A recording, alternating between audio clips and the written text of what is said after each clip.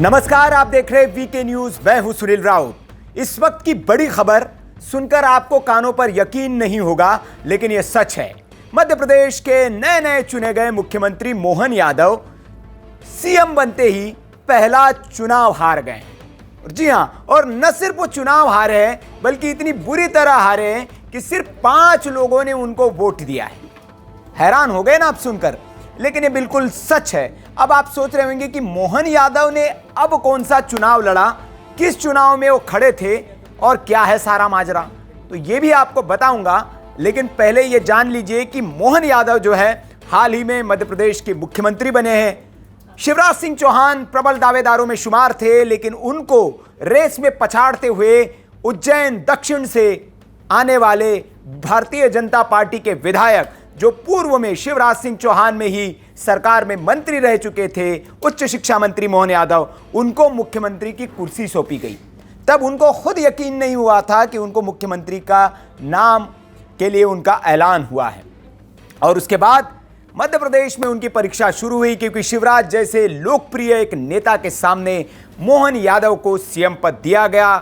कई उन्होंने मुख्यमंत्री बनने के बाद कड़े फैसले लिए और अपने फैसले से जनता का ध्यान अपनी ओर आकर्षित करने की कोशिश भी की।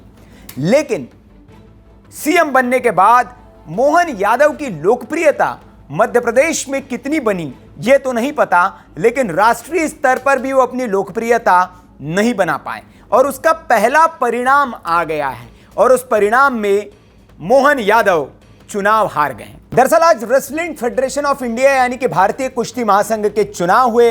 इन चुनाव में अध्यक्ष, वरिष्ठ उपाध्यक्ष, उपाध्यक्ष, सचिव और कार्यकारी सदस्यों के लिए मतदान हुआ और कुछ लोगों को चुना गया।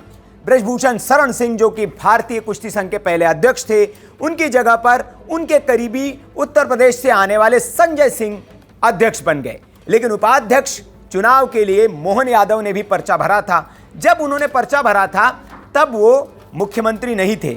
आपको बता दें कि वर्तमान में मध्य प्रदेश का जो कुश्ती संघ है उसके अध्यक्ष मोहन यादव है और इसीलिए उन्होंने राष्ट्रीय स्तर पर उपाध्यक्ष के लिए पर्चा भरा था।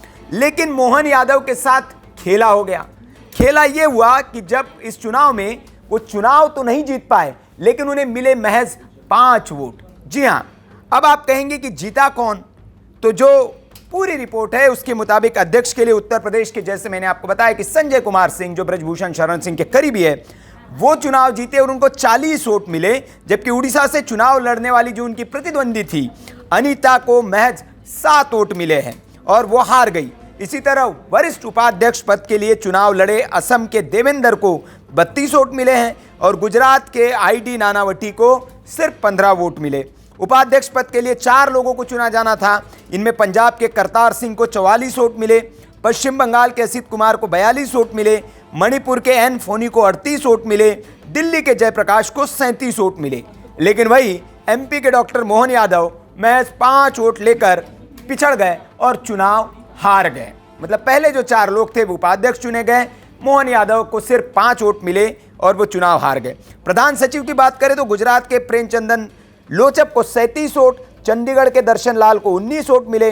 संयुक्त सचिव पद के लिए आंध्र प्रदेश के आर के पुरुषोत्तम को 36 वोट, कर्नाटक के बेलीपड़ी गुणरंजन शेट्टी को 34 वोट, हरियाणा के रोहताज सिंह को 10 वोट और हिमाचल प्रदेश के कुलदीप सिंह को 9 वोट मिले।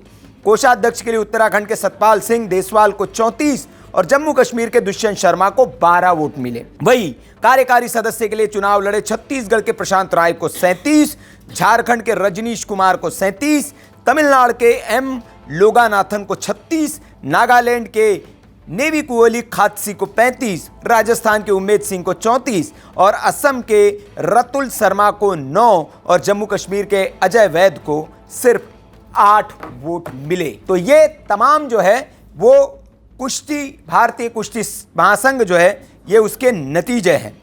लेकिन मोहन यादव, आप सोच रहे होंगे कि वो कहां इस कुश्ती महासंघ में चुनाव लड़ने चले गए।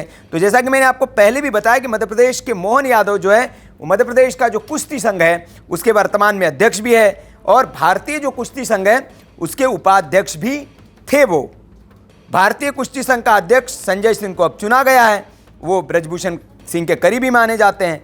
लेकिन ये जो पर्चा उन्होंने भरा था मोहन यादव ने, वो उनके चुनाव लड़ने से पहले ही भरा गया था, तब वो मुख्यमंत्री नहीं बनाए गए थे।